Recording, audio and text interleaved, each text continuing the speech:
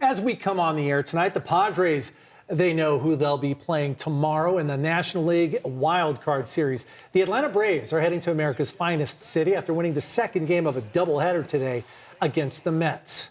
Good evening, and thank you for joining us. I'm Carlo Cicchetto. I'm Marcella Lee. The Friar faithful are already feeling energized about the postseason. They're also grabbing some limited edition swag to mark the huge achievement. CBS 8's Abby Black, she spent the day at Petco Park where she got to talk to fans, but she also got to go on the field while the Padres players were working out ahead of tomorrow's first pitch.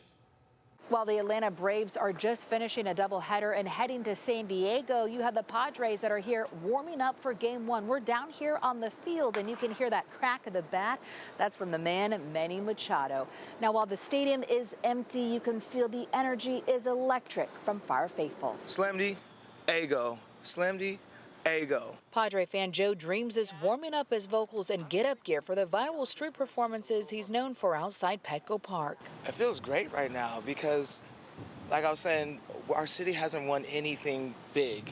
And so this would be a major opportunity for us to really just to have our moment. I got a t-shirt for my daughter. Today there was a constant stream of Friar faithfuls in the team store ahead of tomorrow's first National League wildcard game at Petco Park. I was having dreams all night long, dreams of Tatis's mom. Phyllis House-Cepeda says that being a Padre fan goes back 6 generations in her family. We are so hungry for a parade. Let's just call it the parade, because if we have a parade, that means we've won everything. The idea of a World Series ring is ringing true for fans like Carlos Peraza. Being a Padre fan since 1969, it's been a great season. Last week, the Padres clinched the playoffs after a triple play at Dodger Stadium. The Padres locked in the top national wildcard spot and have the second best record in the team's franchise history. And I just hope that we do this for Peter Seidler. In the stream of brown and gold, Strike one. Whoa. Strike two. we saw a family of Atlanta Brave fans. Came from the Atlanta area, hoping the Braves are playing. Fortunately for the Sharp family, the Atlanta Braves are moving on to the postseason. They flew out from Chattanooga, Tennessee, counting on a Padre Braves wildcard series, but they still need tickets. We found tickets online ranging from about $90 in Gallagher Square to more than $1,000 behind the Padres dugout. He's going to be 10 tomorrow and is a big Braves fan, so yeah, we're hoping we can get in the park. Ago, slam. Ago, slam. Right now, Padre fans are living the dream. I love the brotherhood. I love this team. They love each other. Tomorrow's first pitch starts at 5:38, gates open an hour and a half early. Reporting on the field at Petco Park, Abby Black, CBS 8. Thank you, Abby. And for more on what's at stake in tomorrow's series, we bring in Jake Ariani. Jake, we were just talking. Things really couldn't have lined up any better for the Padres in this wild card scenario. You think back to the game they lost against the Diamondbacks that really set up this doubleheader, meaning anything.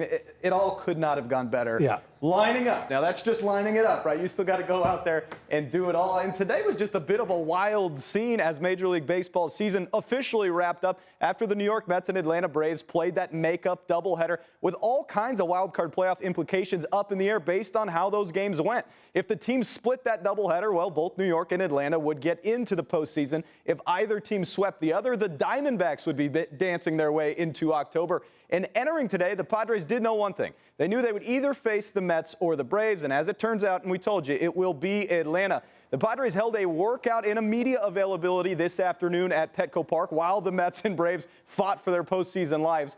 And in all honesty, the ideal situation really did play out for the Friars, as we mentioned. With the doubleheader going 2 games, the Braves had to tax their bullpen, their starting pitching, and their roster as a whole. They also have to fly across the country and face the Padres tomorrow night here in San Diego. And to make matters worse, the likely Cy Young Award winner in the National League, Chris Sale, was scratched from today's start, the second game for the Braves. And manager Brian Snitker says he does not think that the lengthy lefty will be able to pitch at all in the wild card series. So things, again, have set up very well for the Friars, but as any good baseball fan knows, that might not mean anything.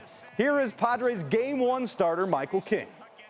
I also have a ton of confidence in our hitters and our lineup, and I know how we grind through at-bats. And coming off a couple days off, coming off a really crazy road trip and day the day before, I'm hoping that plays into our advantage.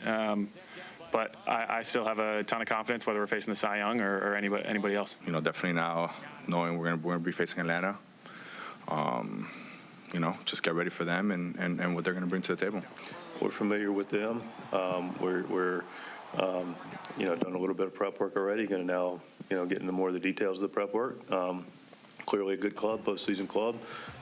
Club that's got some experience in the postseason. So now we'll get ready to go play them. All right, so here's everything we know on the Padres side of the diamond. Michael King, as I mentioned, Game 1 starter tomorrow, a 5:38 p.m. first pitch. Game 2 starter will be Joe Musgrove, another 5:38 start. If Game 3 is necessary, the Padres ace really all season will be on the bump in Dylan Cease. Yu Darvish will be coming out of the bullpen for San Diego in this wild card series. So that is what the pitching matchup looks like, at least on the Padres side. And again, we mentioned it over and over. It really set up well for San Diego. They're going to face a team that's going to have to fly all the way across the country after celebrating, mind you, some champagne and all that, and then try and play with a depleted roster. If you sweep, you get to throw Dylan Cease out Game 1, your best pitcher, and everybody else can pitch on regular rest. Oh boy, it's good stuff for them. Yeah, you probably start Dylan Cease, Yu Darvish in the divisional series. That ain't a bad start. Not a bad way to go. Thanks, Jake. Lining up well. Hope the Padres can pull it off. Stay with CBS 8 if the Padres continue their push into the playoffs. We will have any updates posted on CBS8.com. You can also follow us on social media. Follow Jake. He's always got great sports stuff. Download our free CBS 8 app.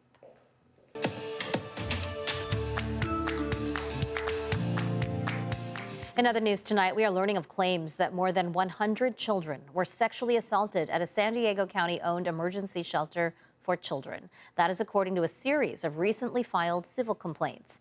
Attorneys say between 1994 and 2020, their clients were sexually abused by staff members at the A.B. and Jesse Polinsky Children's Center and then threatened to not report the abuse. The laws claim county leaders failed to conduct adequate employee background checks and screening processes. A county spokesperson said the county cannot comment on pending litigation.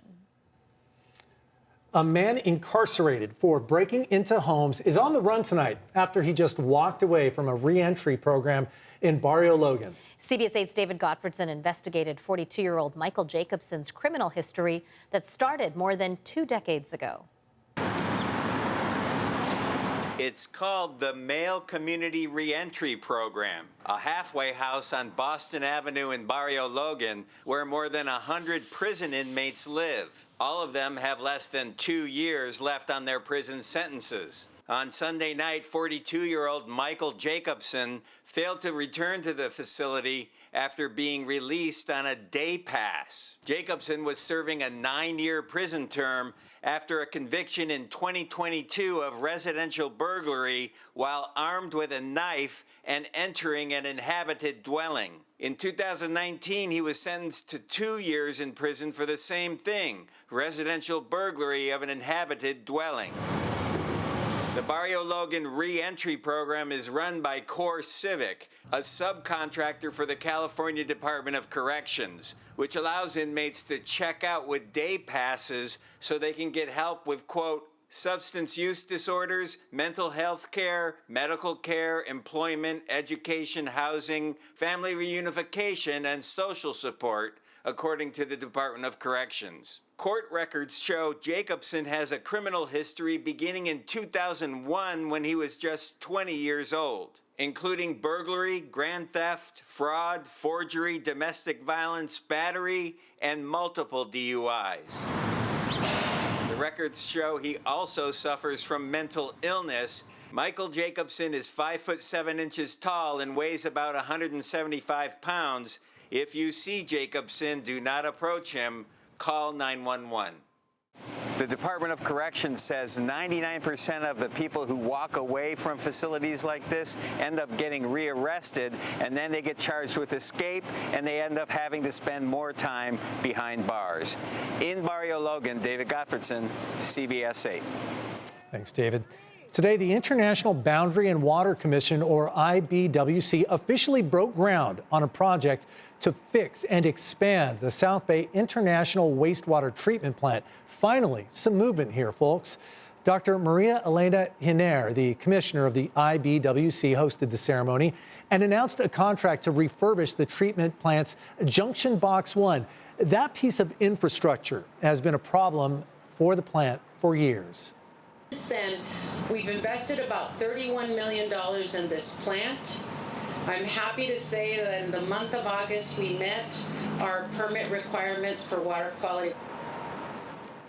Repairing Junction Box 1 will help the plant control how much wastewater it accepts, protecting its equipment from damage and allowing the plant to treat the growing volume of wastewater coming across the border. Tonight, San Diego City leaders are marking a milestone for road repairs. Mayor Todd Gloria gave an update today, saying that more than 1,600 miles of roads have been fixed. That's about a quarter of our entire road network. Mayor Gloria says the city's plan prioritizes the most traveled roadways and did acknowledge that more work still needs to be done. The quality of our roads is one of the most frustrating things that I experience as your mayor. I drive on these streets too, and I certainly hear the same frustration from so many San Diegans. According to the city's most recent assessment, only about 1 in 5 San Diego roads are considered to be in good condition. The city's new pavement management says $188 million needs to be invested into our roads over the next 8 years. And later this week, we will be airing a San Diego mayoral debate between current Mayor Todd Gloria and his opponent, Larry Turner. It is being hosted by KPBS this Thursday, October 3rd. You can watch the debate on our sister station, the CW San Diego, starting at 8 p.m. What Verizon is saying tonight about a network outage that impacted service across the country, that's still ahead. Plus, the new move from the Biden administration impacting asylum restrictions at the border. And the rescue efforts still underway as communities struggle with the devastation caused by Hurricane Helene in the southeast. And I'm Jenny Day in tonight for Carlene. A very happy Monday to you. Take a look at our forecast highs for tomorrow. The big weather headlines you need to know: that we are expecting dense fog along the coast tomorrow morning and very hot temperatures for our inland valleys. Keep it here.